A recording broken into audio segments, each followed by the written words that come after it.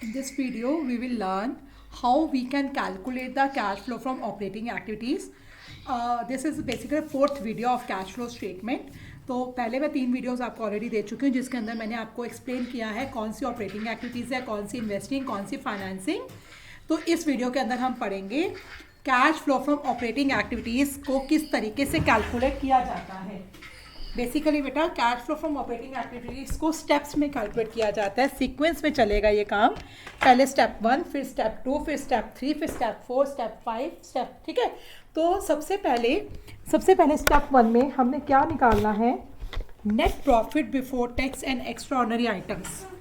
सबसे बड़ा स्टेप 1 हमारा जो स्टेप 1 है, स्टेप 1 होगा हमारा calculation of net profit before tax and extraordinary items. हम नेट प्रॉफिट निकालेंगे before tax and extraordinary items. ठीक है. फिर ये जो स्टेप 1 में हमारे पास निकल जाएगा net profit before tax and extraordinary items. इसके अंदर हम कुछ आइटम्स प्लस करेंगे, कुछ आइटम्स माइनस करेंगे. That I will explain letter. तो उन्हें प्लस माइनस करने के बाद हम स्टेप 2 में कैलकुलेट करेंगे operating profit before working capital changes. Step 2 में जो हमारे पास रिजल्ट आएगा वो होगा operating profit before working capital changes. फिर जो स्टेप 2 से हमारे पास आया operating profit before working capital changes, इसके अंदर कुछ आइटम्स को प्लस माइनस करना है and then we will get cash generated from operations step 3 से. फिर स्टेप 3 में हमने माइनस करना है, that I will explain later. We will get cash flow from operating activities before extraordinary items. फिर स्टेप 5 में हमने cash flow from operating activities निकल जाएगा. ठीक है. तो ये स्टेप बाय स्टेप चलेगा. स्टेप 1 से जो आया उसमें कुछ प्लस माइनस करना है. फिर स्टेप 2 आया उसमें कुछ प्लस माइनस करना है. Actually there is a checklist. ये चेकलिस्ट है आपके पास, वो सामने होनी चाहिए. किस चीज़ को प्लस करना है, किस चीज़ को माइनस करना है. ठीक है. तो एक सिस्टमैटिकली चलेगा. सबसे पहले आज हम सीखेंगे स्टेप 1 कि हम किस तरीके से net profit before tax and extraordinary items निकालते हैं. बेटा ये जो net profit before tax and extraordinary items हमने निकालना है, just wait for a second.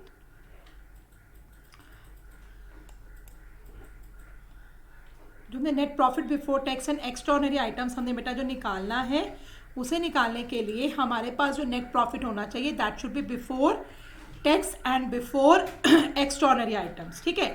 तो इसे किस तरीके से कैलकुलेट किया जाता है. ठीक है. तो देखिए स्टेप 1 हम इसे कैसे कैलकुलेट करते हैं. अगर हमारे पास बैलेंस शीट है, तो बैलेंस शीट में हम क्या करेंगे, जो सरप्लस दिया होगा, आपको टर्म 1 में बताया था बैलेंस शीट में रिजर्व्स एंड सरप्लस लिखे होते हैं. Reserves and surplus. Balance sheet में रिजर्व्स एंड सरप्लस लिखे होते हैं. ये जो सरप्लस होता है, ये होता है जो आपका प्रॉफिट एंड लॉस अकाउंट से प्रॉफिट निकला. ठीक है. बैलेंस शीट में आपके दो सरप्लसेस दिए होंगे, एक ओपनिंग एंड क्लोजिंग. मैं दिखाती हूँ आपको एक स्पेसिमेन दिखाती हूँ किस तरीके से दिया होगा बैलेंस शीट में. देखिए जैसे ये आपको बैलेंस शीट है, देखिए यहाँ पे ये आपको कंपनी की बैलेंस शीट गिवन है. क्वेश्चन नंबर इलस्ट्रेशन 19 कंपनी की बैलेंस शीट गिवन है. इसमें यहाँ देखिए रिजर्व्स एंड सरप्लस जो होगा, रिजर्व्स एंड सरप्लस में सबसे लास्ट में सरप्लस लिखा होगा. इस सरप्लस का मतलब है कि आपके प्रॉफिट एंड लॉस स्टेटमेंट में कितना प्रॉफिट था. ठीक है. तो एक दो दिए होंगे आपको, एक क्लोजिंग एक ओपनिंग. क्लोजिंग का मतलब है 31 मार्च 2021 को कितना सरप्लस था, 31 मार्च 2020 को कितना सरप्लस था.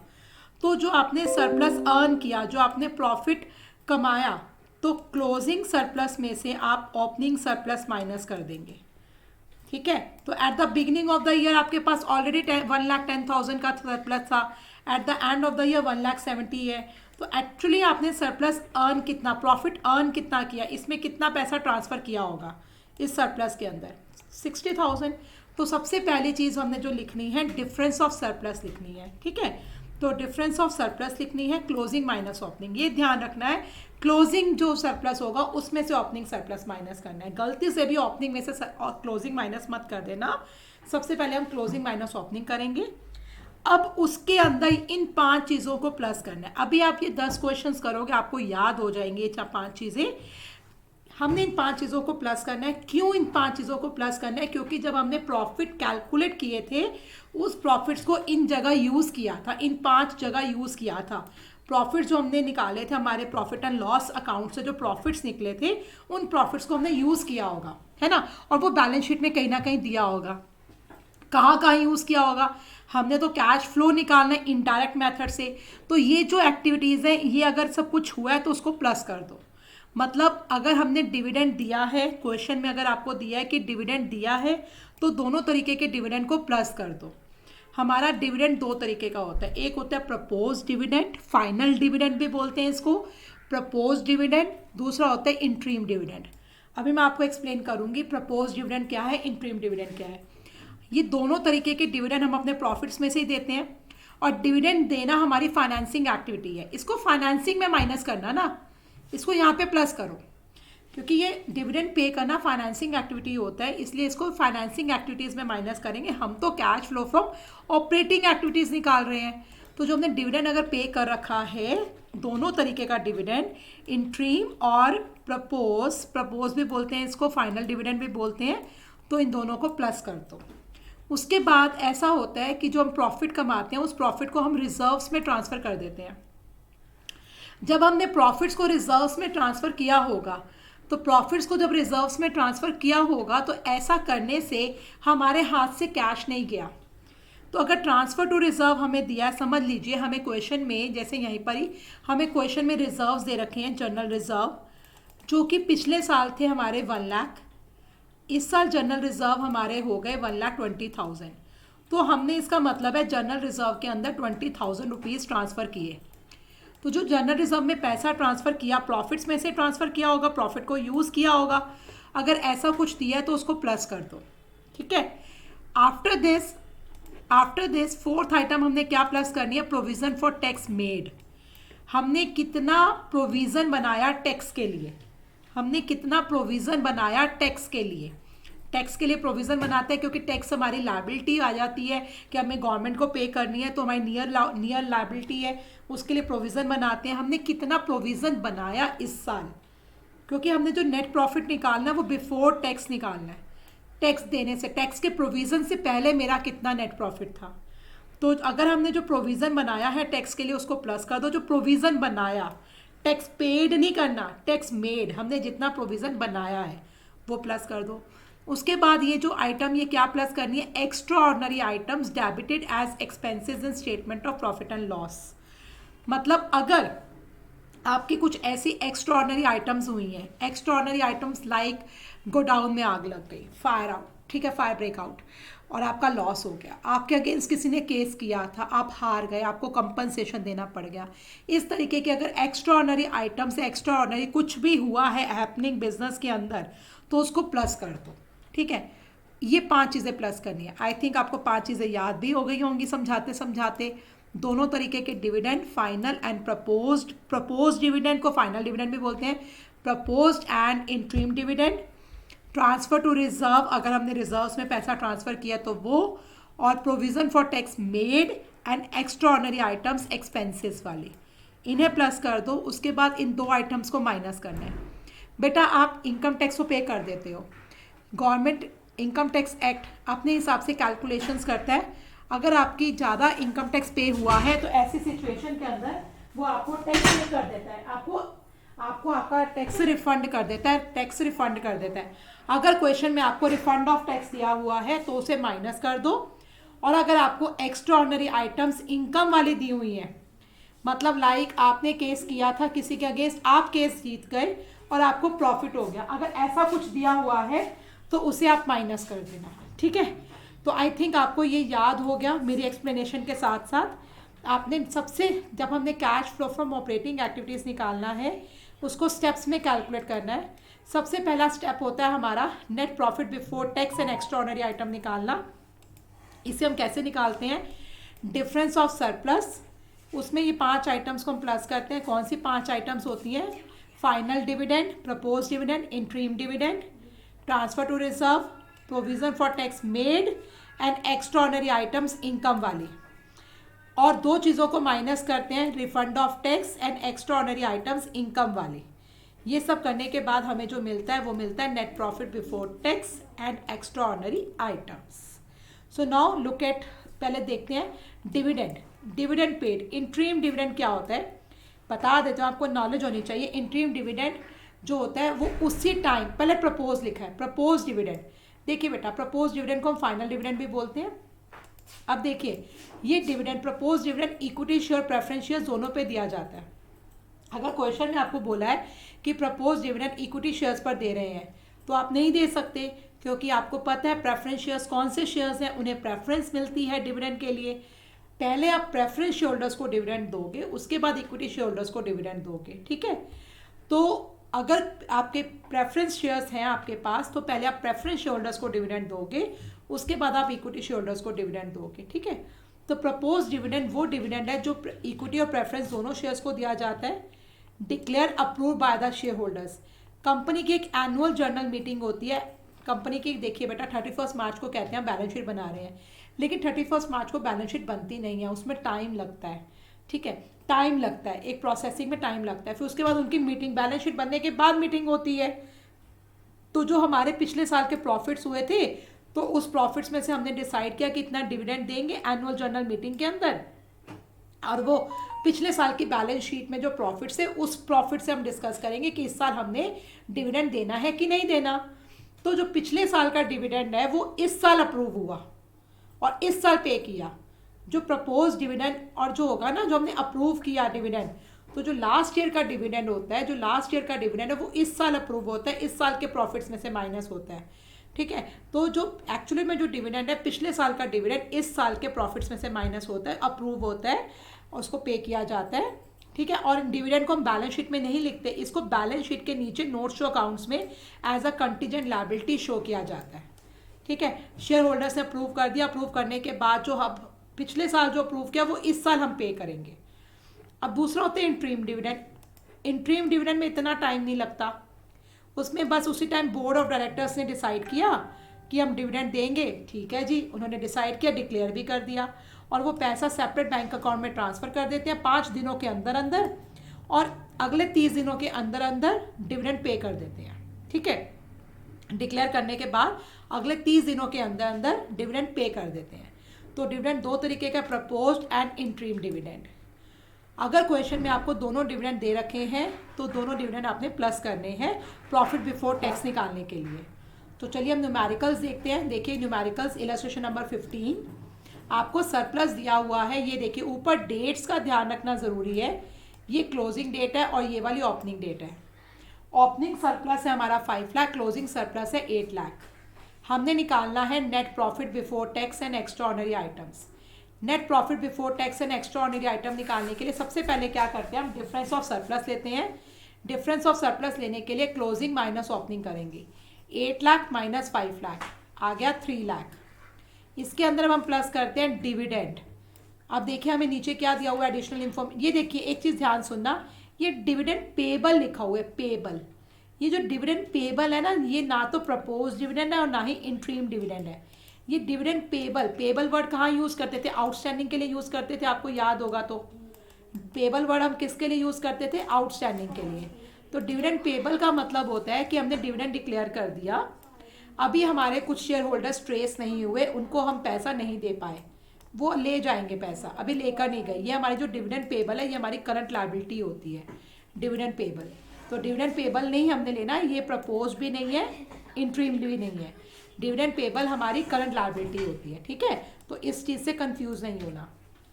अब देखिए आपको दिया हुआ है प्रपोज डिविडेंड हमारा पिछले साल का था, देखिए 31 मार्च 2021। पिछले साल का प्रपोज डिविडेंड है 3 लाख, इस साल का 3,50,000। तो जो प्रपोज डिविडेंड है पिछले साल वाला डिविडेंड हम इस साल करेंगे, पे करेंगे।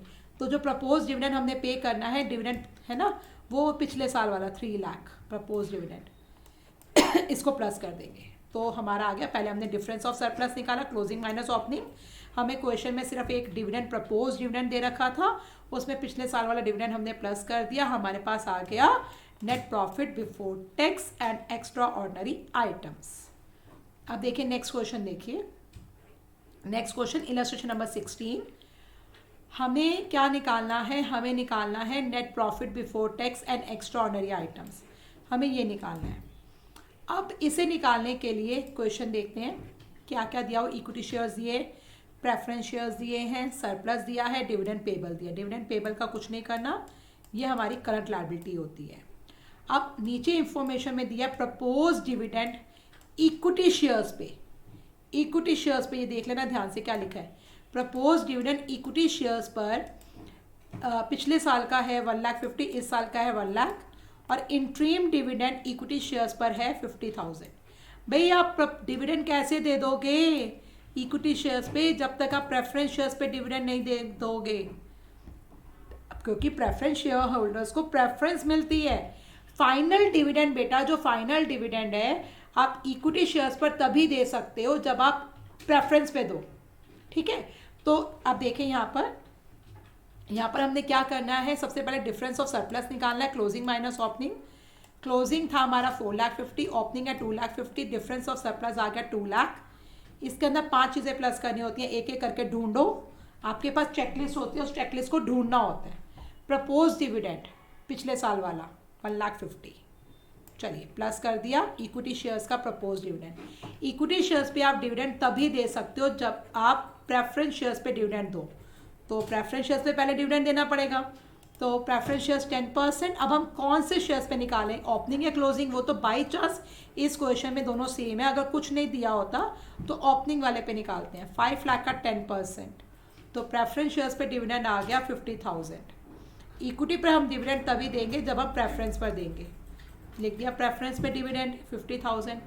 उसके बाद दिया इंट्रीम डिविडेंड। बेटा अगर हम फाइनल डिविडेंड इक्विटी और प्रेफरेंस दोनों पर दे रहे हैं और इंट्रीम इक्विटी पे दे रहे हैं, कोई प्रॉब्लम नहीं है, हम इक्विटी पे इंट्रीम दे सकते हैं। ये नहीं कि इंट्रीम इक्विटी पे दे रहे हैं तो इंट्रीम प्रेफरेंस पे भी दो, नहीं भाई, हम प्रपोज पिछले साल वाला प्रपोज फाइनल डिविडेंड दोनों पे दे चुके हैं। इंट्रीम डिविडेंड होता है बेटा एक तरीके से हमारा एमरजेंसी में लिया गया डिसीजन, तो अगर एमरजेंसी में डिसीजन ले रहे हैं तो इक्विटी पे दे रहे हैं, इक्विटी पे दे दो, कोई प्रॉब्लम नहीं है, क्योंकि फाइनल डिविडेंड हम दोनों पे दे चुके हैं, इक्विटी पे भी प्रेफरेंस पे भी। तो राइट नाउ अब हम जो इंट्रीम डिविडेंड दे रहे हैं वो इक्विटी पे दे रहे हैं, दे सकते हैं, इसमें ज़रूरी नहीं है कि प्रेफरेंस पे देंगे, ठीक है। तो interim dividend pay during the year, तो इनको प्लस किया, we get our net profit before tax and extraordinary items. चलिए नेक्स्ट क्वेश्चन देखते हैं, difference of surplus closing minus opening. Now यहाँ पे बहुत इंपॉर्टेंट है, क्लोजिंग हमारा 5,40,000 है, क्लोजिंग माइनस ओपनिंग। अब ये जो ओपनिंग दिया हुआ है, ओपनिंग जो दिया है वो माइनस में दिया है, ओपनिंग जो फिगर दे रखी है वो माइनस में दे रखी है, -2,00,000 है ना। तो क्लोजिंग माइनस ओपनिंग जब हम करेंगे, क्लोजिंग माइनस माइनस ओपनिंग हो गया, और माइनस माइनस क्या हो जाएगा, plus 5,40,000 plus 2,00,000 7,40,000। I think it's clear to everyone. हमारा जो क्लोजिंग माइनस ओपनिंग करना होता है, क्लोजिंग हमें दिया है 5,40,000, क्लोजिंग सरप्लस माइनस ओपनिंग। अब यहाँ जो ओपनिंग दिया हुआ है वो हमारा माइनस में लिखा है, अब जब ये ब्रैकेट ओपन होगी माइनस माइनस प्लस हो जाएंगे, तो 5,40,000 प्लस 2,00,000, सॉरी 5,40,000 प्लस 2,00,000 हो गया 7,40,000, तो डिफरेंस ऑफ सरप्लस आ गया 7,40,000। इसके बाद अब हमने जो आइटम्स को प्लस करना है, चेकलिस्ट हमारे पास है, उसे प्लस करेंगे। Propose dividend for the previous year वाला इस साल पे करते हैं, तो 2020 वाला 2,10,000 ये प्लस हो जाएगा। Transfer to reserve, propose dividend, interim dividend नहीं दिया क्वेश्चन में, छोड़ दो। अगला था ट्रांसफर टू रिजर्व, ये देखिए जो मैंने आपको नोट्स बताए थे, दिखाए थे, उसमें सबसे पहले हम क्या करते हैं, प्रपोज डिविडेंड, दोनों final dividend, interim dividend, transfer to reserve, provision for tax made during the year and extraordinary item expenses वाली प्लस करते हैं, refund of tax extraordinary item income वाली माइनस करते हैं। तो यहाँ पर इस क्वेश्चन में हमें ट्रांसफर टू रिजर्व दिया हुआ है, ट्रांसफर टू रिजर्व जो दिया उसे प्लस कर देंगे, प्रोविजन फॉर टैक्स दिया उसे भी प्लस कर देंगे। सो इन सबको प्लस करने के बाद we will get our net profit before tax and extraordinary items. Next question, difference of surplus closing minus opening, 6,72,000 minus 2,00,000 4,72,000, उसके बाद हमने देखना है प्रपोज डिविडेंड, पिछले साल वाला, ठीक है ना, 1,80,000 से प्लस कर दिया। उसके बाद इंट्रीम डिविडेंड दिया है, वो प्लस कर दिया इंट्रीम डिविडेंड। उसके बाद ट्रांसफ़र टू रिजर्व दिया, डिवेंचर रिडम्पशन रिजर्व में ट्रांसफ़र हुआ, इसे प्लस कर देंगे। उसके बाद प्रोविज़न फॉर टैक्स मेड ये प्लस करेंगे। ये जो टैक्स पेड दिया इसको नहीं करना कुछ, जो टैक्स मेड है इसको प्लस करेंगे। तो इन सबको प्लस करेंगे, we will get our net profit before tax and extraordinary items. Next question, अब देखिए बेसिकली क्वेश्चन आपका इसी तरीके का होगा। बोर्ड के पेपर में जो क्वेश्चन आएगा आपको इस तरीके से बैलेंस शीट दी होगी, प्रॉपर बैलेंस शीट दे रखी होगी और उसके साथ नोट्स टू अकाउंट्स दे रखे होंगे। यहाँ से आपने अब जो जो आइटम्स चाहिए वो ढूंढनी है और कैलकुलेशंस करनी है। अभी मैं आपको एक स्क्रीन पर दिखा रही हूँ, यहाँ देखिए 2 पेज व्यू, अभी आपको एक स्क्रीन पर दिखा रही हूँ, आपको नज़र आ जाए बैलेंस शीट। एक सेकेंड, देखिए आपकी यहाँ नहीं आ रही, ये आपकी पूरी बैलेंस शीट है, ठीक है ना, पूरी बैलेंस शीट। आपका क्वेश्चन ऐसा होगा। अब हम देखते हैं, सबसे पहले हमें चीज़ क्या चाहिए, सरप्लस। हमें नेट प्रॉफिट बिफोर टैक्स निकालना है। नेट प्रॉफिट बिफोर टैक्स निकालने के लिए सरप्लस चाहिए। सरप्लस हमें कहाँ दिया होगा, नोट्स टू अकाउंट्स में, रिजर्व्स एंड सरप्लस में। रिजर्व्स एंड सरप्लस में देखिए दिया हुआ है, और देखिए 2021 2020 क्लोजिंग माइनस ओपनिंग। तो क्लोजिंग 2021 है, ओपनिंग 2020 है। क्लोजिंग माइनस ओपनिंग 1,70,000 माइनस 1,10,000, 60,000 आ गया, ठीक है। इसके बाद प्रपोज डिविडेंड आपको बैलेंस शीट में नहीं दिया होगा, पहले भी बताया मैंने, बैलेंस शीट के नीचे दिया होगा। 2 दिए, देखो यहाँ देखो, कंफ्यूज मत हो जाना, पहले करंट दिया है, बाद में हमें प्रीवियस दिया, हमने प्रीवियस ईयर का लेना है। तो प्रपोज डिविडेंड 80,000 ले लिया। इसके बाद ट्रांसफ़र टू रिजर्व्स आपको रिजर्व्स में दिए होंगे। जनरल रिजर्व देखो 2,10,000 से 2,75,000 हो रहा है। पिछले साल 2,10,000 था जनरल रिजर्व, इस साल 2,75,000 हो गया। तो मतलब आपने जनरल रिजर्व में कितना ट्रांसफ़र किया, 65,000 आपने जनरल रिजर्व में ट्रांसफ़र किया है। तो transfer to reserve 65,000। After this transfer to reserve के बाद आप फिर वर्कमैन कॉम्पनसेशन रिजर्व देखो, ये भी 2,00,000 से 2,50,000 हो रहा है। तो जो आपका वर्कमैन कॉम्पनसेशन रिजर्व है वो भी 2,00,000 से 2,50,000 हो रहा है, इसमें भी ट्रांसफ़र हुआ है 50,000, ये भी हम प्लस कर देंगे ट्रांसफ़र टू रिजर्व। उसके बाद हमने देखना है प्रोविज़न फॉर टैक्स हमें कहाँ दिया होगा, शॉर्ट टर्म प्रोविजंस में। शॉर्ट टर्म प्रोविजंस देखो दिए हैं क्वेश्चन में, हाँ जी दिए हुए हैं short term provisions.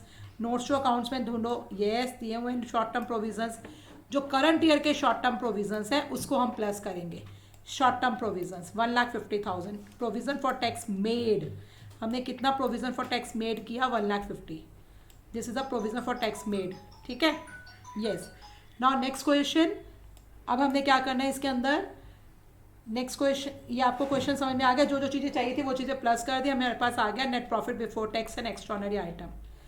Next question देखिए, इलस्ट्रेशन 20, हम निकालेंगे difference of surplus, closing minus opening. 1,18,000 में से 50 माइनस किया, 6,68,000। उसके बाद डिविडेंड प्लस करना है। प्रपोज डिविडेंड पिछले साल का 36,000, इंट्रीम डिविडेंड दिया वो प्लस कर दो। चेकलिस्ट आपके सामने है, उसको देखी जाओ, प्लस करी जाओ। इंट्रीम डिविडेंड पेड प्लस कर दिया, उसका ट्रांसफर टू रिजर्व दिया, इसे प्लस कर दिया। प्रोविज़न फॉर टैक्स दिया, इसे प्लस कर दिया। प्रोविज़न फॉर टैक्स प्लस कर दिया, मेड। अब माइनस, उसके बाद loss of inventory due to fire, आग लग गई, इन्वेंट्री का लॉस हो गया। एक्स्ट्रा ऑर्डिनरी आइटम एक्सपेंसेस वाली प्लस करनी होती है, क्योंकि हमें net profit before tax and extra ordinary item से पहले हमारा प्रॉफिट कितना था। तो जो लॉसेज वाली एक्स्ट्रा ऑर्डिनरी आइटम्स है उन्हें प्लस करना है, इस 1,00,000 को प्लस करना है। और 2 आइटम्स को माइनस करना है, किसको माइनस करना है, रिफंड ऑफ टैक्स, और जो ये इंश्योरेंस क्लेम मिला हमें, ये एक्स्ट्रा ऑर्डिनरी आइटम है इनकम वाली, ये माइनस होगी। तो इसको प्लस माइनस करके हमारे पास आ गया net profit before tax and extra ordinary item. I think step 1 आपको क्लियर है। नेक्स्ट वीडियो में आपको मैं स्टेप 2, स्टेप 3, बाकी के 5 स्टेप करवाऊंगी। स्टेप 1 आपको आई थिंक क्लियर है।